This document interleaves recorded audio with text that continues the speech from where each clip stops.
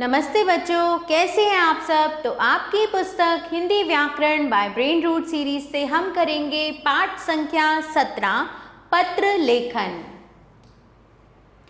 पत्र का रचनात्मक कार्यों में बहुत महत्व है। ये हमारे मन के उद्गारों को प्रकट करने का एक प्रमुख एवं उपयोगी साधन है। पत्र के द्वारा हम अपने समाचार दूर अथवा पास के संबंधियों तक पहुंचा सकते हैं और उनके समाचार प्राप्त कर सकते हैं। पत्र के द्वारा हम कार्यालयीय कार्य भी कर सकते हैं।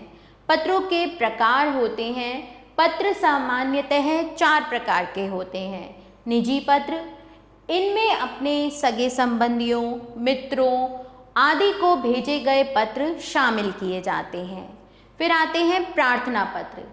इन पत्रों में अवकाश, नौकरी आदि के विषय सम्मिलित रहते हैं। फिर व्यावसायिक पत्र, इनमें व्यापार संबंधी पत्र आते हैं। फिर आते हैं कार्यालयीय पत्र, ये व्यक्तियों व शासन के मध्य होने वाले पत्र व्यवहार होते हैं। अब हम पढ़ेंगे निजी पत्र के बारे में बच्चों, जो हम अपने माता पिता, अपने सगे संबंधी, अपने मित्रों को लिखते हैं।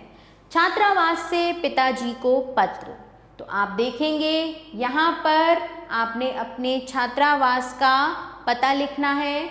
दिनांक, पूज्य पिताजी, सादर चरण स्पर्श, मैं यहाँ सकुशल हूँ। आप सबकी कुशलता की कामना करता हूँ। आपका पत्र मुझे कल प्राप्त हुआ, जिसे पढ़कर हार्दिक प्रसन्नता हुई। मैं जानता हूँ कि आपको मुझसे बड़ी आशाएं हैं। मैं आपकी आशाओं को पूरा करने हेतु पूर्ण प्रयत्न कर रहा हूँ। अर्धवार्षिक परीक्षा में कक्षा में मेरा प्रथम स्थान था। आपके आशीर्वाद से कुशल अध्यापकों का मार्गदर्शन मुझे मिल रहा है। मुझे किसी बात की कोई परेशानी नहीं है। माताजी को प्रणाम तथा सरिता को आशीर्वाद। आपका पुत्र निर्मल। यहाँ आप नीचे अपना नाम लिखेंगे। अपने नए विद्यालय के संबंध में आप अपने मित्र को पत्र लिख रहे हैं। यहाँ पर आप पता लिखेंगे, फिर दिनांक डालेंगे और लिखना शुरू करेंगे। प्रिय सुनील, और दूसरी लाइन में आप लिखेंगे नमस्ते। फिर लिखेंगे तुम्हारा पत्र प्राप्त हुआ, जिसे पढ़कर हार्दिक प्रसन्नता हुई। मुझे पत्र लिखने में कुछ विलंब हुआ, क्योंकि मैं चाहता था कि मैं पहले अपने नए विद्यालय में प्रवेश ले लूं, फिर मैं तुम्हें पत्र लिखूं। सौभाग्य से मुझे दयानंद विद्यालय में प्रवेश मिल गया है। विद्यालय का भव्य भवन, यहाँ का अनुशासन, विशाल और उत्तम पुस्तकालय, अध्यापकों का मधुर व्यवहार आदि सभी वस्तुएं आकर्षित करने वाली हैं। मुझे यहाँ आकर बहुत अच्छा लग रहा है। चाचा जी, चाची जी को प्रणाम तथा अनुपम को प्यार। तुम्हारा अभिन्न मित्र विनय। चलिए आगे चलते हैं। अब यहाँ पर है छोटे भाई को मन लगाकर पत्र पढ़ने की सलाह देते हुए पत्र। बच्चों, इसे आप स्वयं पढ़ेंगे। मित्र को जन्मदिन की बधाई देते हुए पत्र है। यहाँ पर आप फिर से पता लिखेंगे, दिनांक डालेंगे। प्रिय मित्र कमल, सप्रेम नमस्ते। कल ही तुम्हारे जन्मदिन का निमंत्रण पत्र मिला।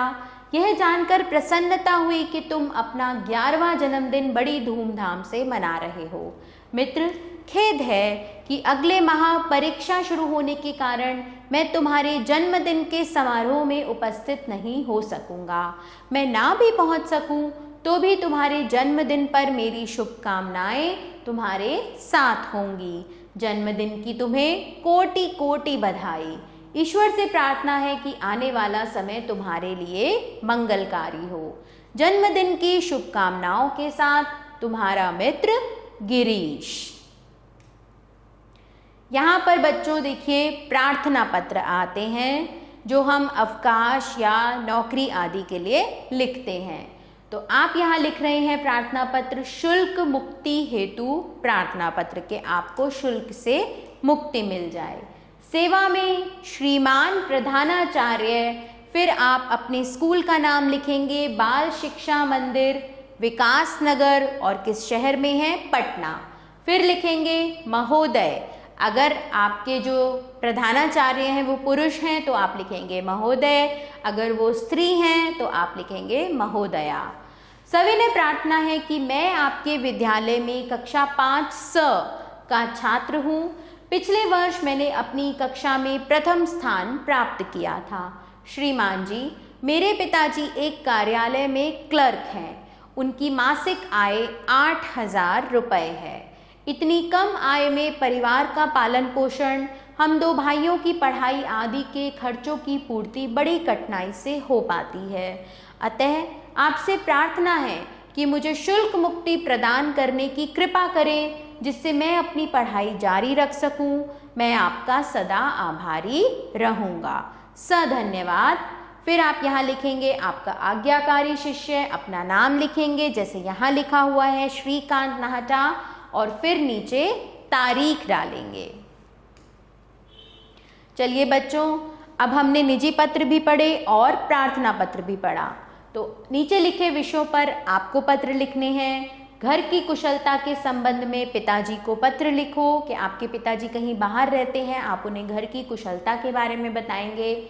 जन्मदिन पर बुलाने के लिए मित्र को पत्र लिखो। शीघ्र स्वस्थ होने की कामना करते हुए मामा जी को पत्र लिखो। आपके मामा जी बीमार हैं, आप उन्हें शीघ्र स्वस्थ होने की कामना करते हुए पत्र लिखेंगे।